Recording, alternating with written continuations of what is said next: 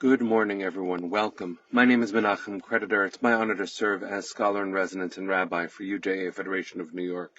We bring you Torah and music, blessing, and community every weekday. We've been doing so since March 18th, 2020. It is May 2024. That is more than 4 years and 2 months of Torah every single day with friends from all over the world. We've been through a lot. And now we just went through Pesach together. And it is yet another very complicated time for all of us, but we get to say, as Caroline just did, Hineni, good to see you, my friend. Linda and Marion, good morning. It is broadcast 1042. Today is 208. Since October 7th, we have a lot to talk about, so let's say hi to each other first. Sunday and Cheryl, Julie Ann, Arlene, Boker Tov, it's good to see all of you. Hi, Deborah, sending love to the Bay Area. Sharon, good to see you too. Friends, I hope that you had a meaningful Passover. I did, and it's good to be together again. Jonathan and Cecile, Minna, Boker Tov. Minna, I hope you're having a good breakfast. Debbie, sending love to Colorado. Hi, Barbara. Hope everyone is safe and well. Hi, Ellen. Let's take a second. Let's sing a blessing for learning. Penny, thank you for keeping us on track. It is broadcast 1042. It is day 208 since October 7th. Ron and Barbara, good morning. Hi, Lydia. Let's take a breath, sing a blessing, learn some Torah. Here we go. Ya la la la la, ya la la la, ya la la la la, ay ay la la la, Baruch Atah Adonai Eloheinu melech haolam asher kiddushanu b'mitzvotav v'tzivanu la'asok b'divrei Torah la'asok b'divrei Torah Hafoch ba v'hafoch ba la'asok b'divrei Torah. Didei lai lai lai lai, didei lai lai lai, didei lai lai lai lai, ay ay la lai lai. Arlene, good morning. Mazel tov on the birth of your granddaughter Maya. Mazel tov, mazel tov. Friends, it's good to see all of you. I hope that you and yours are safe and well. Let's get straight to the Torah, and let's bring in our world. It's Parshat AchareiMot, and this is a very complicated Torah portion. And unfortunately, yet again, because of our intense world, it fits. It fits. It's just too much. Let me set the stage with the Parsha, make a comment about where we are in the world and wish us strength and ask us to take some action. So here's the story. AchareiMot and Kedoshim are a double Torah portion. We're going to read one each week, this coming Shabbat and next Shabbat. And they tell the story of the aftermath of something tragic. If you remember, before Pesach, we learned Parshat Shmini when we read that in shuls.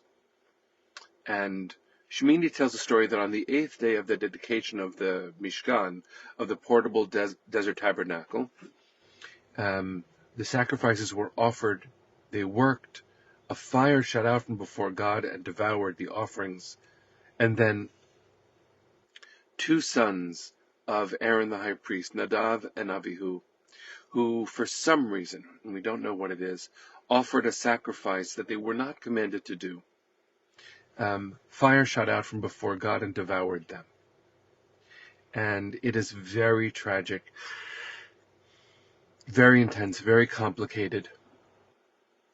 This week's Torah portion, AchareiMot, picks up on that, because the words AchareiMot means after the death of. And it talks about the aftermath of the death of Nadav and Avihu. And tomorrow we'll deal with some verses from the text itself. But I want to share one of the understandings that scholars and commentators alike have about what happened. Because if you remember, even in the way that I just recounted it so briefly, when the sacrifices work, you know that because a fire shoots out from before God, proximity with the holy activates a cosmic power. And just like when we stood at Mount Sinai, we were told, be careful, don't go near the mountain. It's too close. And the text in Shemot, in Exodus, says that Moses was commanded by God to tell the people, don't come near the mountain. Excuse me, it's been a long Pesach. Don't come near the mountain because it's dangerous to be too close to the holy. The text in Shemot about that warning says, don't go near the mountain lest you would die. Why would we die coming too close to Mount Sinai? Well, we know the description of Mount Sinai. It was a fiery volcano of a mountain, and only Moses was able to go safely and return. Nadav and Avihu go too close to the holy. Now, the text is not clear about why they did it. It might have been because of how excited they were. It might have been for any number of reasons. The text sometimes is generous to them and sometimes very critical. But why do I bring this in now? Because the consequence of their action is not about the intention of God, and it isn't even about their intention. They might have wanted to bring the holiness. They might have wanted to bring an extra offering. They were motivated. Their youthful exuberance, as Rabbi Jonathan Sacks of blessed memory, might have been their motivation. What did they do wrong? What they did wrong is that they came too close to the holy, and they thought that there would be no consequence. I'm not making the comparison between Nadav and Avihu and the protesters on so many college campuses, but I want to point out something very urgent for us as grown-ups and as people who were once students. Some of us have protested. I've been arrested protesting before. It was years ago when there was an executive order issued by the previous administration barring Muslim immigration. And when I was protested, I knew the risk of being arrested.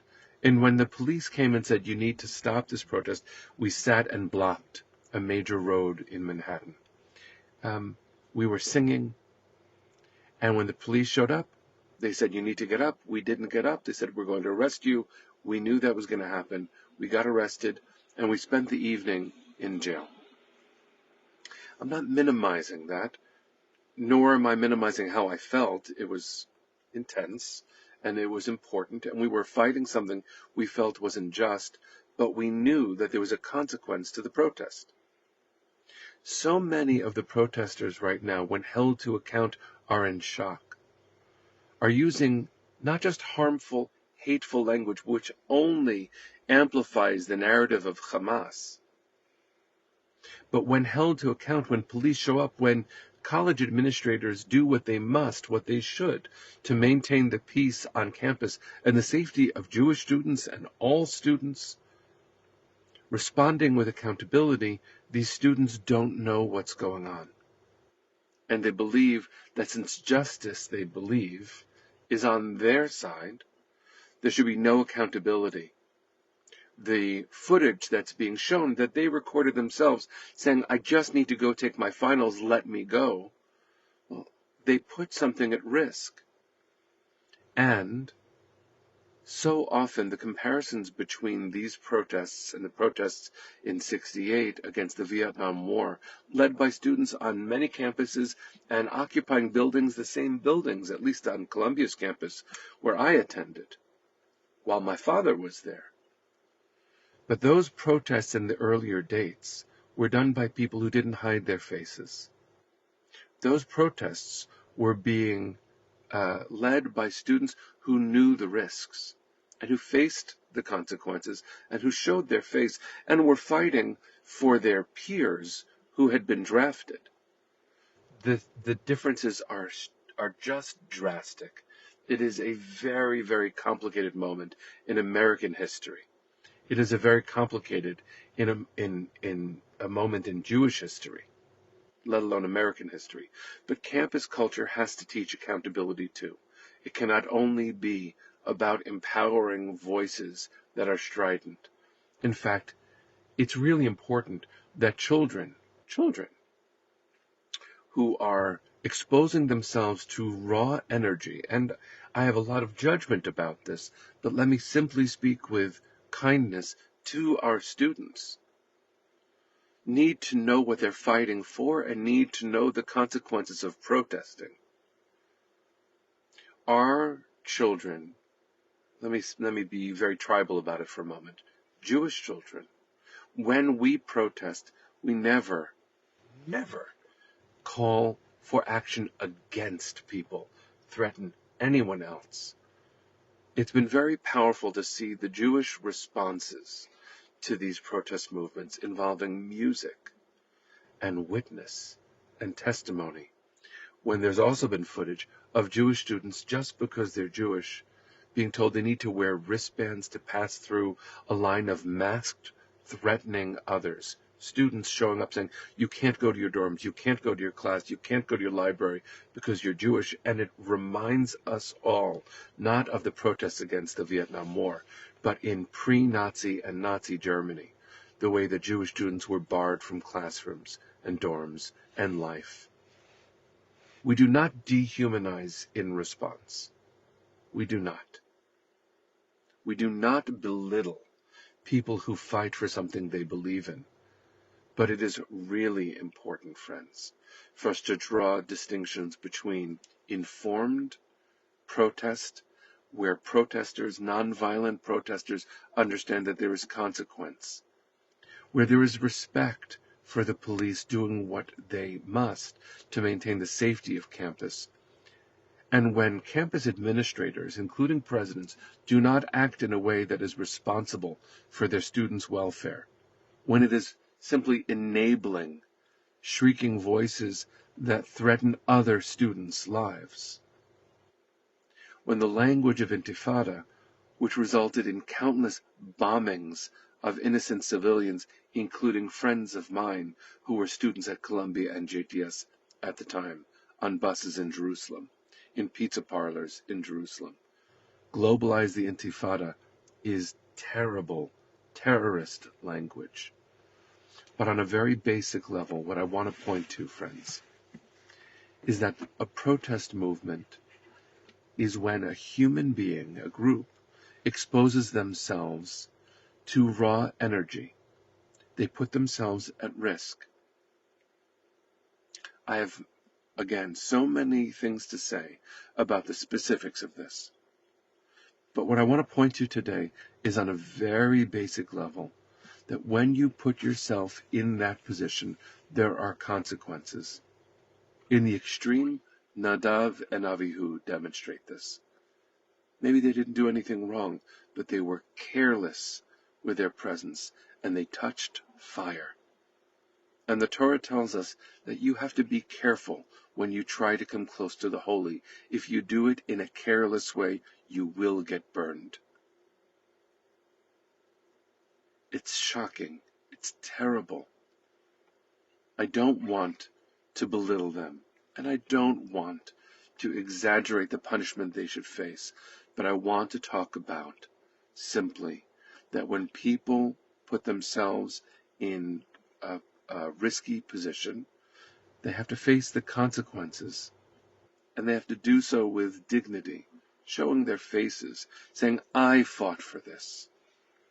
Friends, I hope that when we're done with this broadcast, you'll do a few things. One of them is, please come back to this Facebook page, look at the statement that UJA just issued, and please share it on your social media.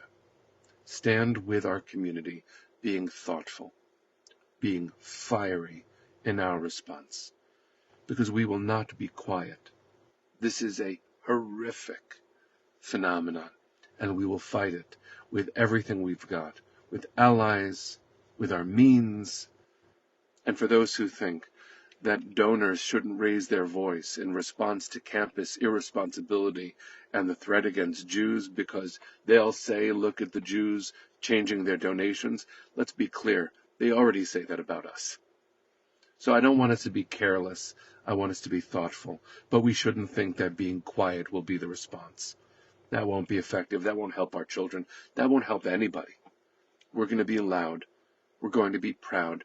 And we are going to make sure that we do not forget what we're fighting for. Our students on campus are part of our people. Our children, our grandparents, our babies are part of our people. We have to move forward. We have to hold on to the memory that Pesach embedded in us in countless important, searing ways. We said Yizkor for 1,200 plus souls that should be with us just yesterday. They are in our hearts. And in their names, in their memories, in their honors, we do not go gently into any good night. So, let's take a breath. Let's sing. Let's pray. Let's act. Please, friends, be very public with your response to these protests. Be very loud, not mean, but loud. Be thoughtful in your response, and please help amplify UJA's response to this too. Let's take a breath and send our hearts east. Kolon balevav penima nefesh Yehudi homia ulefate mizrach kadima ayin letzion tzofia od lo avda tikvatenu התקווה בת שנות 2000 להיות עם חופשי בארצנו ארץ ציון וירושלים להיות עם חופשי בארצנו ארץ Zion Virushalayim. Bring them home now. Am Yisrael Chai. See you all tomorrow, friends. Take care.